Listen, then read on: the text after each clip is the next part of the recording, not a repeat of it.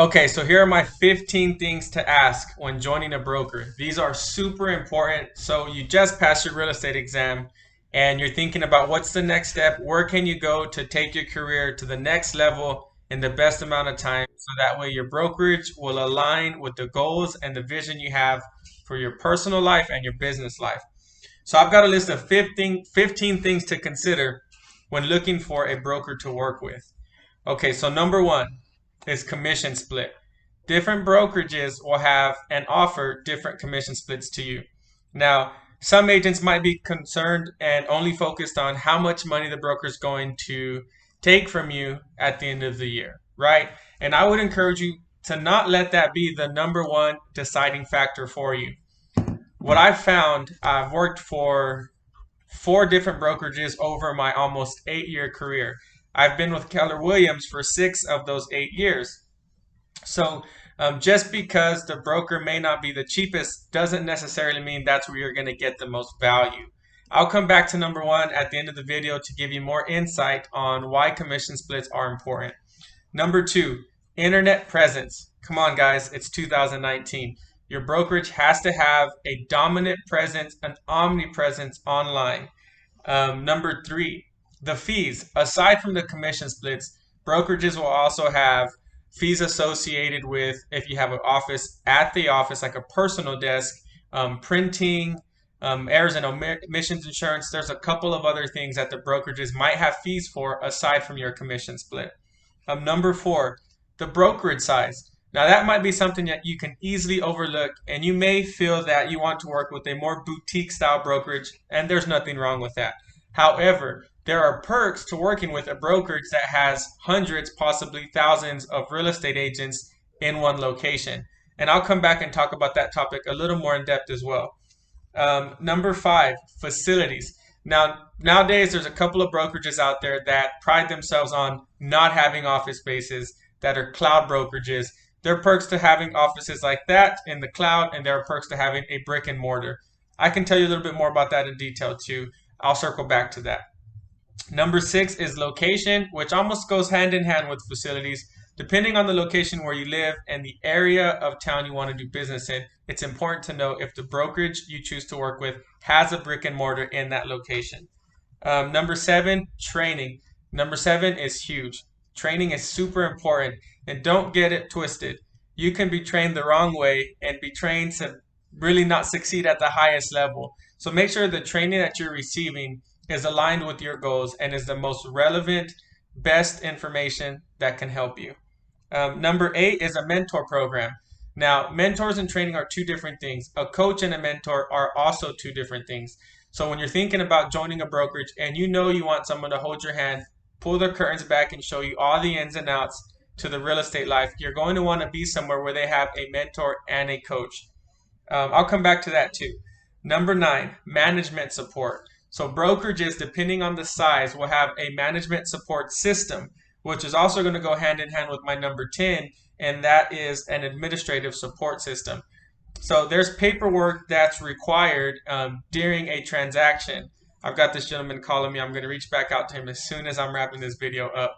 So when you're turning in paperwork for what's required in the state that you live, whether it's a listing contract, a seller's disclosure, a lead-based paint disclosure, or any of the many and various addendums and documents that could be required depending on the year the home was built and the state that you're located in.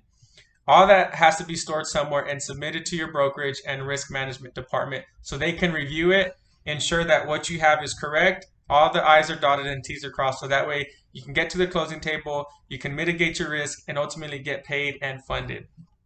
Number 11, culture. Culture is really big for me, and it's probably big for you too. I like to be with people who have similar beliefs and are giving and caring spiritual beings just like me. I find that the Keller Williams I'm at here in San Antonio, I love the culture. We have a lot of similarities. Now, there are some things that we may not see exactly the same. However, the culture is very rich with abundance and positivity, which is huge for me. Number 12, specialties. Some brokerages pride themselves on specializing in one area of the market, which is super important too. You want to dominate in a hyper local market and pick a niche that you might be able to dominate yourself too. So ask them what kind of specialties or designations the brokerage has. Number 13 is broker's reputation. Now, this is a big deal. San Antonio has roughly 2 million, 2.5 million documented people. And in the city, through the San Antonio Board of Realtors, we've got approximately 12 to 13,000 real estate agents and brokers combined. Now, that's a small community. Ward gets around pretty quick if you're not being a man or woman of your ward, if you're doing things shady, or perhaps you're just lazy, or maybe even you're so busy that sometimes you forget to return calls, emails, and get documents in the necessary time or the time that is allowed for that particular thing. So you want to make sure your broker has a good reputation.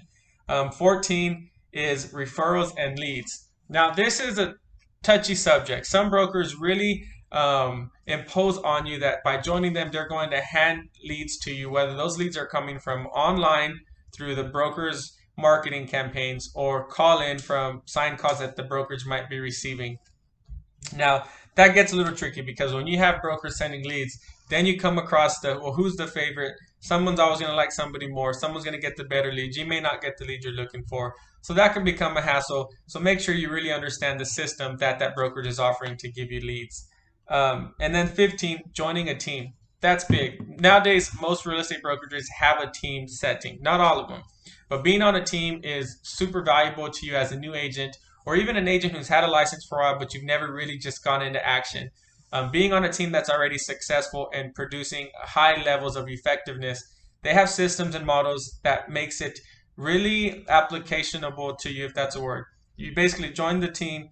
There's a list of things you need to do in order to hit goals. And because it's so systematic, you're able to measure what areas you're really good at and measure what areas need improvement based on the numbers and the data. So I want to go back before I let you go in this video. We're right around that 7-minute mark. Back to what I think is very important, commission splits. And that kind of ties into internet presence, brokerage size, facilities, locations, training, management, administration. And I think so those 7 things can all be tied into that commission split. So I'm just going to take a minute to tell you a little bit more about what I think about that. Okay, so me being an agent for almost 8 years now, I started at a company that had a 60-40 split. And there was a cap. So what that means to you is basically once you hit a certain number in production and you've generated so many commissions and you've paid that brokerage so much money, there's a cap at some brokerages. So for example, the first company I worked with had a commission split cap at $2 million. So basically once I had $2 million in volume, I would be done paying that commission split. So if you do the math, $2 million times an average of 3% commission is $60,000. So I generated $60,000 in commissions. Of that 60, 40% went to the list to the brokerage. So I paid them $24,000. Once I hit that target, they would no longer take money out of my commission within a 12-month year. So whether you hit that target in 1 month, 2 months, or it takes you 12 months, that cap has to get paid before you can receive 100% of your commission. Now you might be thinking $24,000, that's a lot of money.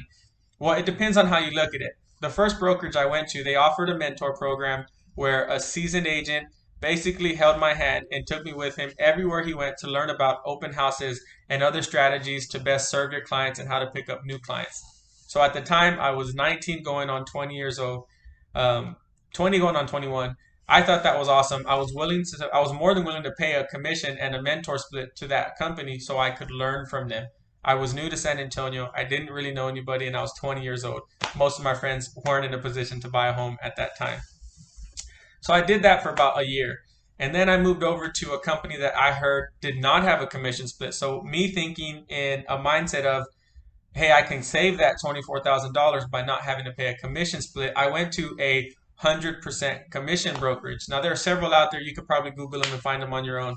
Basically, they were charging me $250 for every transaction I did.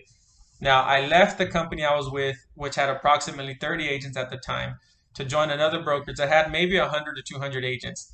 The difference was for me going to that 100% commission brokerage, there wasn't a structured training program or any help that was provided to me. So you basically get what you paid for. I wasn't mad because I went over there knowing I wouldn't have the same support. And at the time, only 1 year in the real estate industry, I had 12 transactions under my belt, which is far more than the average for the first time in the business. But I still knew I needed to learn more. So when I went to that brokerage, I was only there for 2 months. I closed 2 deals there. And I realized that I wanted more help. I wanted to learn more about the listing side of business and how I can generate business through attracting sellers to my life. So I left that company and at that point, I interviewed 7 other brokers locally. I wanted to make sure that the people I went to were going to best support me and that I would be a good fit to work at that company too. So I ended up at Keller Williams, and the reason I chose them was the team leader who I interviewed with had a genuine interest in me. I could feel the energy was good, and I knew that I would connect well with her and the other agents there. And this was a big office. Remember, I went from a 30 agent office to a 100 agent office to an 800 agent office. I think they were number 2 or 3 in production in that market center at the time. I think maybe number 2. So at Keller Williams at that time, the commission split was like my first brokerage. That capped after 2 million. The only thing was I wasn't on a 60-40 split, I was on a 70-30 split. And basically what it boiled down to was me paying them $18,000 in a commission split.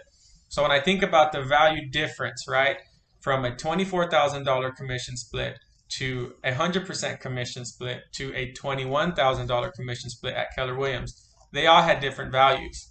At Keller Williams, the training that they offered was very much in detail. It was super systematic. The people who were teaching it were doing what they taught at a very high level.